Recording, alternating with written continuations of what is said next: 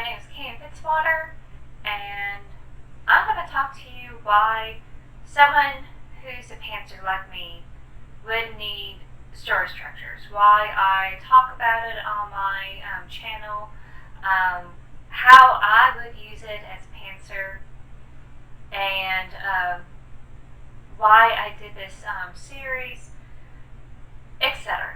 I know there's a whole lot of writers and storytellers out there who see as structure as a construct, as an arbitrary, abstract construct that has no creative basis, no tangible means that serves the purpose of you creating your story.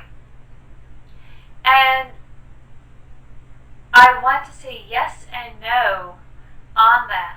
I, as a pantser, would say no for when you're creating a first draft. When you're creating your first draft, you're bringing it through the well of your own experience, your own ideas, your thoughts that come to your brain. You already innately know some of the stories you already digested when you have been growing up. And as you get older in your life, you started to digest more complex stories, so you know which ones you like and prefer, etc. So I believe in your first story, you don't need any sort of structure because we already internalize what we deem as good or bad stories. Usually, we digested it through comic books, through video games, through movies, through theater plays, TV shows, etc. So we know, in general, just by consuming these stories throughout our lives and books, we kind of internalize what we like in our stories, how it should progress. Story structure is just organization, period. It's just how we organize our story so it makes sense for us. And I only recommend using story structures as an editorial means, where you can take your story and look at these points on the graph, and you look at your story overall and go, does it go where it should be? Do I need to scoot it back or move it up front? Where are my gaps in my story so that way I could fill in more nice juicy material in there? I already mentioned the overall story structure I personally use, which is a 8-point kind of story act. And I also talk about the character's journey, how they progress through all that. So I already have my own structure that I personally like. That's a combination of all these other structures that I mentioned, the Joseph Campbell, the 3-act, the Dramatica. I also go to Helping Writers Become Authors website, which is pretty much very similar to the Save the Cat that we're going to talk about later on today. So we use these structures to help organize our thoughts because all scenes in our story is mutable. It can move anywhere in the story. For instance, I had a scene of a conversation between the romantic interest and her mentor concerning about her problems at the moment in the story. Try not to spoil things here. And I have moved it several chapters back. I have to move it back because it will be more ironic if they're talking about trying to stop him or save him, the main character, when he's actually doing the act that's beyond saving. Point in a way. So that's very difficult to say without spoiling anything But in general, these scenes that we created in our stories, anywhere in our editorial process, we could move them around. We could delete them. We could revamp them. We could move it from the beginning to the very end, or we could take it from the end and move it somewhere in the middle.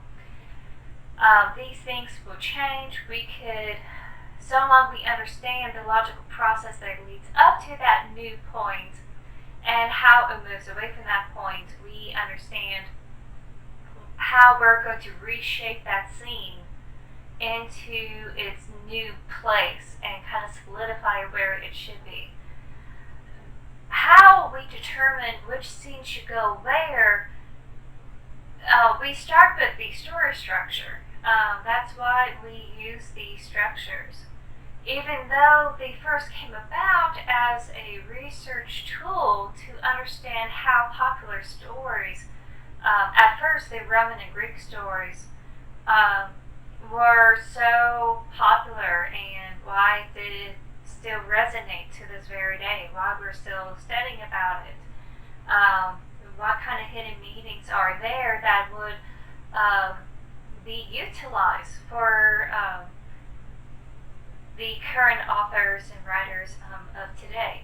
So these are abstract constructs, but they do have a creative basis, and it's a tool that we could use to help organize ourselves, so that way we can move our scenes wherever we so wish.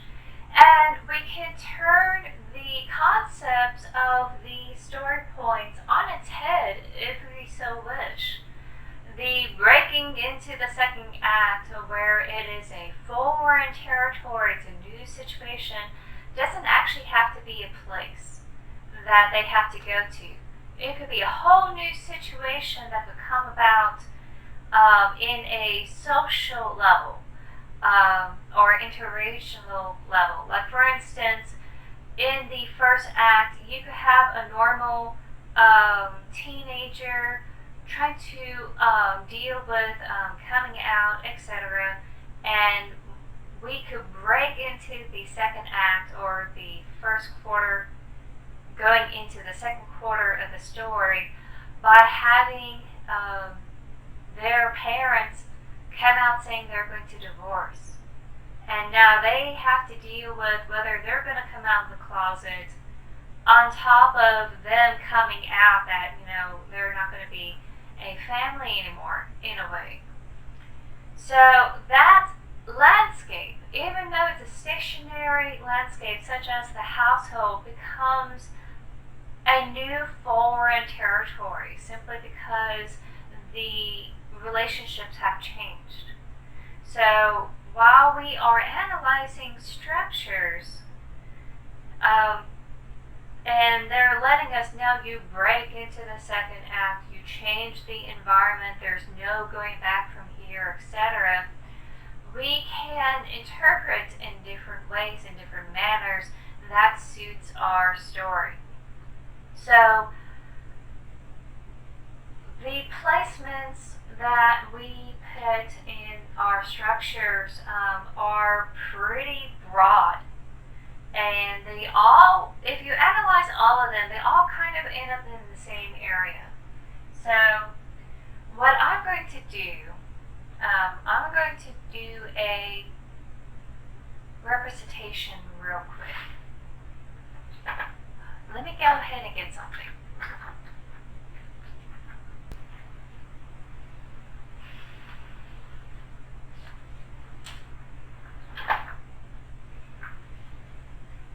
So most of the time we see story structures where they are in a line, where we say, you have point A. Okay, read point A, and it goes all the way, holy cow, this sucks. Yeah, there we go. And it goes to point B.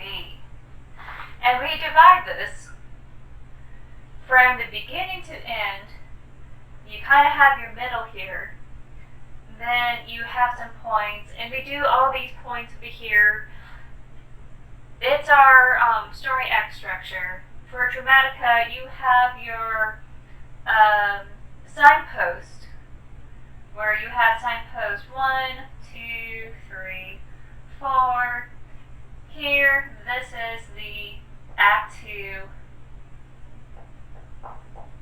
and this is our Act 1, our Act 3. Okay, so in general, it's broken up into little quadrants. You could break it up as much as you want, etc. What I'm going to show you is what I have always pictured in my head, which is a circle. So imagine, if you will, this line extends into a curve. There we go. So we have a point A going all the way over to a point B. We have our middle here, we have our end and all that. So imagine, if you will, if it extends all the way over in a complete circle.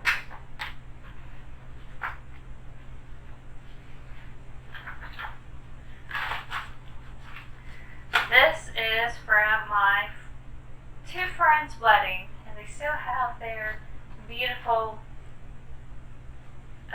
descriptions for that wedding. So hopefully I can still keep this in one piece while I'm doing this. My beautiful green and black is missing somewhere. So imagine, if you will, if it comes into a complete circle. So we extended from here all the way to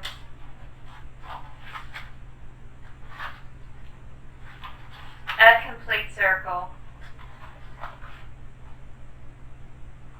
from beginning to end. And our beginning goes all the way around to the very end of the story. So imagine our line extends from here, from A, or 0, and that line curves in a big old circle, and it ends at our 100%. That line, just like the fan, has a little center, so we could go ahead and try to work out the rest of the story. It does have a middle point. Since it is all crooked, we're going to try to keep it, and that's our 50%. So the reason why I use the circle method is because when we enter into the middle of the story, starting out from here, from start to finish,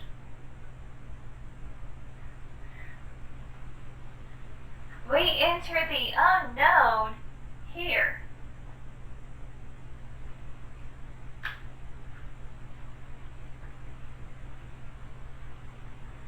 This is usually when the character has an unusual territory they have to navigate, whether it is a physical one, a mental one, a social political one. Something occurs that they have to navigate through this story. And most detective formulas, this is when the detective accepts the case after hearing about it here. And that's when they start physically begin to analyze the case. As we progress through the rest of the story, we realize that we find the middle as being a more defining vector in our story, where we have a mirror effect showcasing how far they have come and how much more they have to go. And we use that in our story when we analyze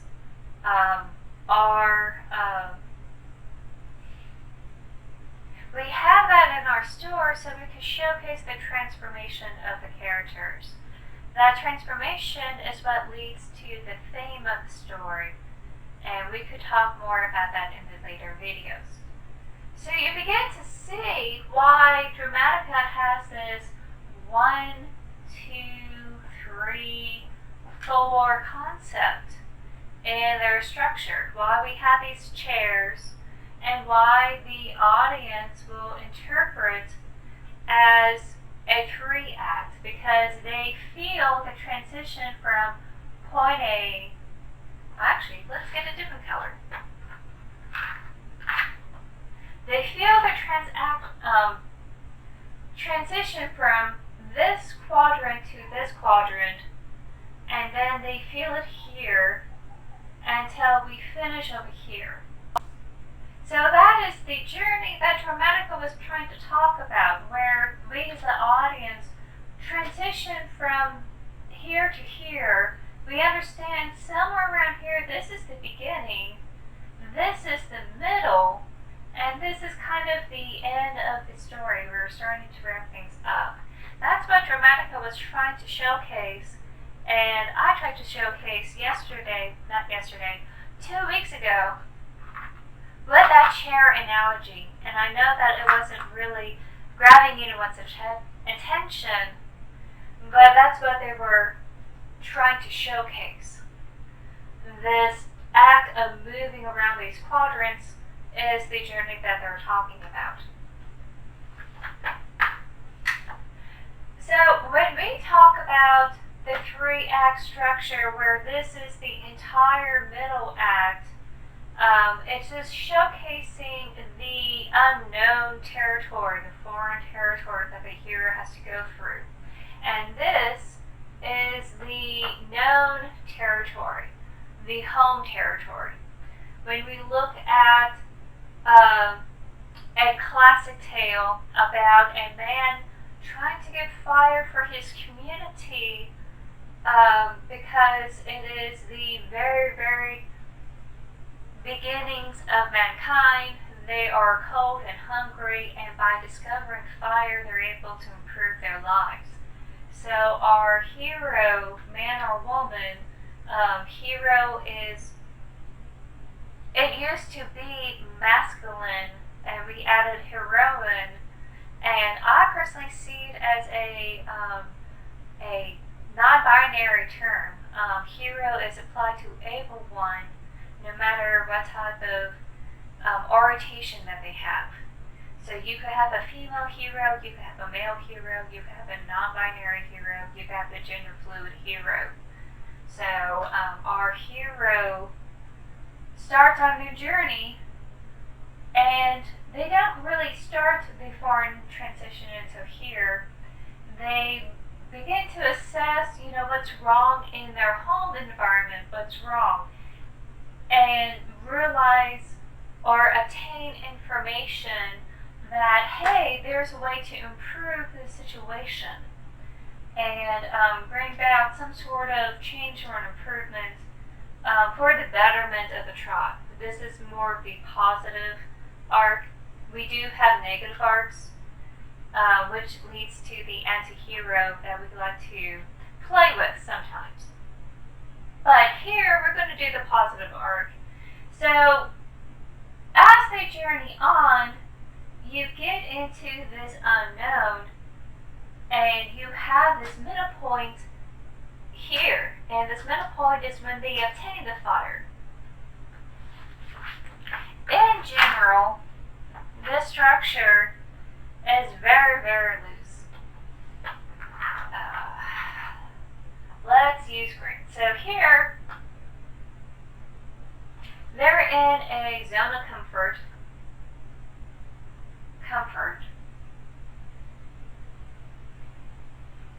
Here. And we showcase how comfortable or not comfortable they are in their situation. Now, comfort has different interpretations. It could also mean stasis. It could mean was their normal day-to-day life? What had occurred that changes and altered this normal situation? For Luke, it's obtaining these droids. He's always been on that farmland in Tatooine. For Bilbo, it's the dwarves. The dwarves interrupted this comfort, but we had to learn how they stay in this stasis. And we learned that they want something. Want. Right around here, we get the meat of it. In our little Obtain the Fire story, this is when they learned that by using fire, the public can improve things in their homes. By a household situation where, the lights went out because it's a dark and stormy night, you have to go to the basement to turn on the lights. And this is where you realize, the lights went out. And I have to do something for it. So here we enter the unknown at this point. This is the preparation or the debate as they get ready for this unknown, or they could enter it completely flat-footed. It's really up to you. But eventually, before they attain it, they adapt. This is where we showcase how they adapt. Maybe they obtain friends. Maybe there's a series of trials they're able to overcome. Maybe they had a guide that could help navigate through the situation. We also, when it's a final destination scenario, usually, at least in Joseph Campbell's standards, somewhere around here we begin to enter the cave or the Death Star, and somewhere around here, this is where we leave, but we have roadblocks. Just in case you want to learn how the Joseph Campbell superimposed this. So the mark here is that they get what they want. They obtain the fire, they become the hero they need to be, they attain Princess Leia, attain, become. Learned. And knowledge is also something one obtains. This is also here in Pride and Prejudice.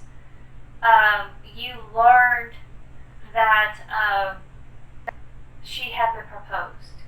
This is where Mr. Darcy, though he has been very, very reserved about his feelings, able to showcase and voiced his affections towards her, which of course she denied.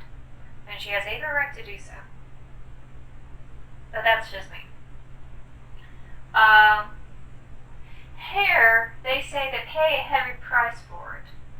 This is why we always have the death of the mentor, because we know that once you get the cave and you obtain the fire, whether it's knowledge or becoming the hero that you need to be, it's easy to go down, but it's difficult to get out. Once you obtain it, how do you get out of there? There's a lot of obstacles in the way before you get back home. Now, home is also interpreted many different ways. We can interpret home, not the home of the main character, but the home of their friends and family. For instance, when Luke and Leia and Han Solo return home, they return to the Rebel base. Leia was able to return. They are meeting her family for the first time. It's the Rebels that are fighting against the Empire. This is their familiar territory. This is the castle they have to defend, etc. In our Attaining the Fire kind of story, or the house lights went out, you have some obstacles trying to get back to having a more stable or new form of comfort. So our caveman went through a series of events while he's trying to protect this fire because it does go out. Maybe he realized that the wind could be a problem. Maybe he realized he can't have it in the rain. And maybe he has to come back and obtain it several times. So that is possible. And eventually they're able to bring it home. But they're not always welcome with open arms. Sometimes it could be where there's a big huge hoopla. Either they don't believe the fire works. Maybe the fire is not going to help solve all the problems. Maybe it actually burned someone. So there's some complications here that you could go before you do the final finish. So as they return to their familiar situation, they change. They change the whole dynamic, and you can showcase that change in positive or negative ways. Just like I had mentioned with a fire. It could burn someone, it could burn down some buildings. It probably wasn't worth the journey that he went to. But maybe they can rebuild and learn how to use the fire safely, and they're able to have better food, etc. Learn that how to deal with this new change in their lives. So that is, in general, the very stripped down story structure that's kind of innate in ourselves that we kind of arrange our stories into. This is how we interpret our stories when we receive them. We kind of know that here, this is the beginning in the first third of the story. So if I superimpose all of this, let's do peace sign. Everyone likes peace signs. So this is the first third. Well, we understand this is kind of the beginning of the story. Here, let's do stripes. We've learned that this is kind of the main thrust of the story, from this moment where they finally were able to adapt their situation to when they finally get out of the cave or the Death Star, the whole fun and games and dealing with trials and tribulations. It's kind of the main thrust of the whole story. Same thing with the Greek stories where the hero goes through all these trials, trying to attain what they need to obtain to get what they need to do. Why we have stories about killing the Hydra, about fighting off these monsters, doing all these puzzles, running away from the Minotaur, that's all here. That's what we all want to go and experience when we open the book in the first place. We kind of get to this point from this to here. And now here,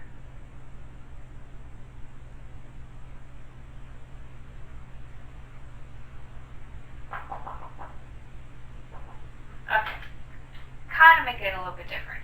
Here, we kind of know things are going to have to start wrapping up. All the fun and games that we experienced have to come to a close, and it has to wrap up. Our older stories from the past, the climax is actually here. In the middle section, it was the whole fulcrum of how things progress. It is the opposite of the point over here, where we begin and end our story.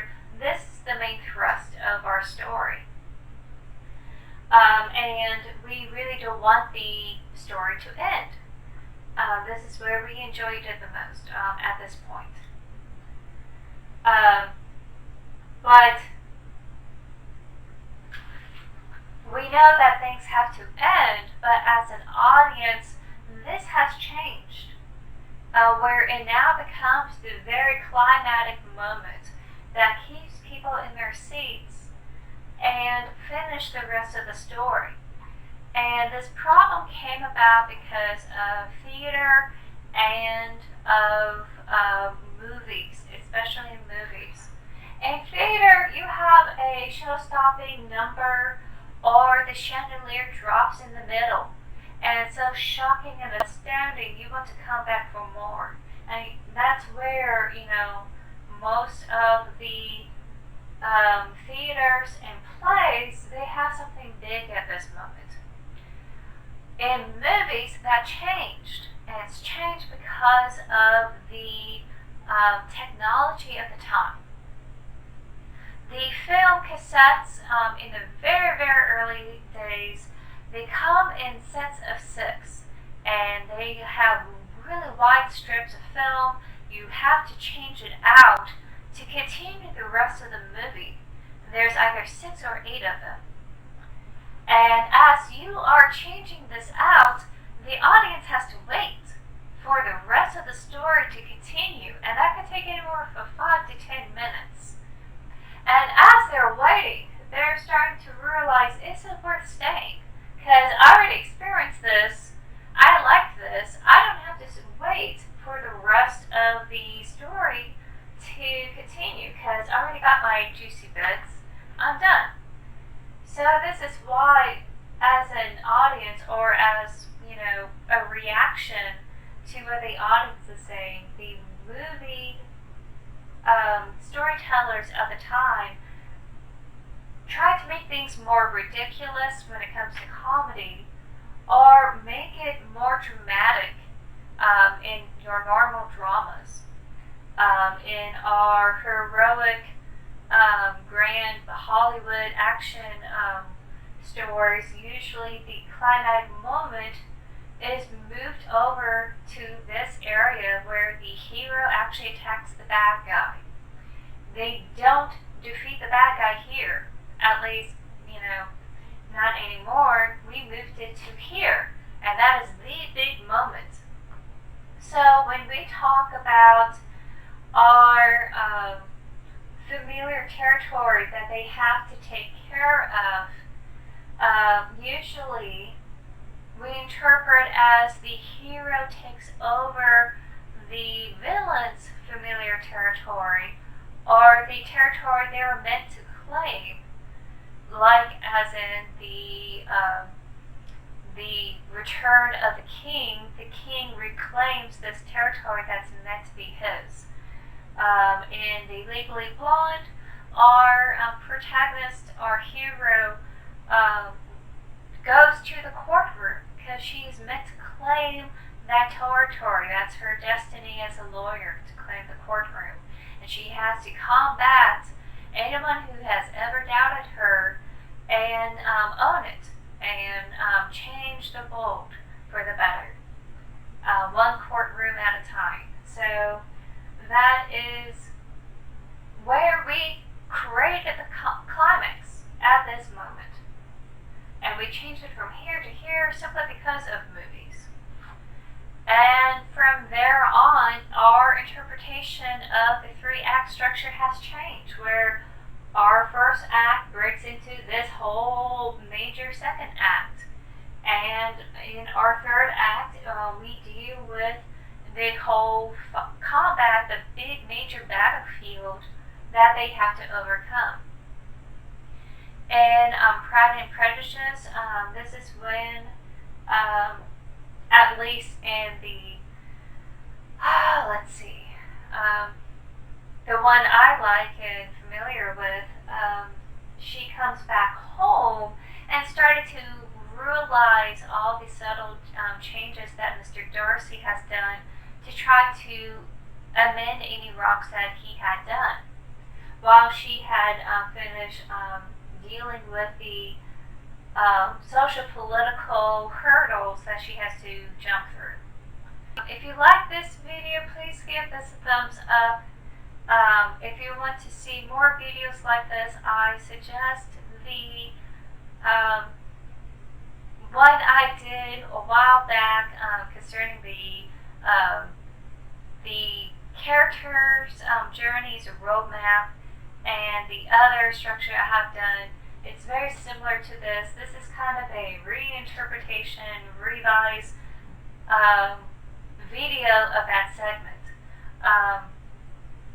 It's so vague and so stripped down in a way, because you're dealing with a storybook that is about 280 pages, 300 pages, 400 pages, whatever you want to do, and you still have really good meaty chunks to play with. You have, if you're doing a 400 page book, you have 100 pages here of just the first act, and then you have a whole other 200 afterwards, and you have the final 100 pages to kind of help wrap things up. And you have a lot of material within this whole space. And these are just guidelines. These are just signposts to help you as you construct your story or try to organize it. So when you're moving a scene from, say, here, from this whole change story, and you place it here, you just have to remember that it's not going to be so high stakes, and they're just trying to adapt to this unknown situation. So when you move some scenes around, you could shape it and mold it to suit the dynamics that are happening all around the story. You don't need all these little bullet points to help construct it. You kind of know in general where things are, and you already have done that already if you haven't. This is kind of very innate in the human experience. So yeah, if you like this, please hit like, please share it, do follow and subscribe. I try to post these videos once every 2 weeks. I will have a writing update the beginning of October, and then I will also talk about saving the cat in the middle of October. So I've got 2 more videos of this series.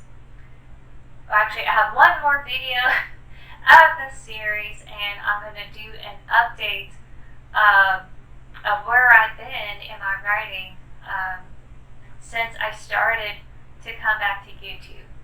So I hope this is helpful. I hope this makes you understand how we use these structures in a guideline format. And until then, I hope you keep writing,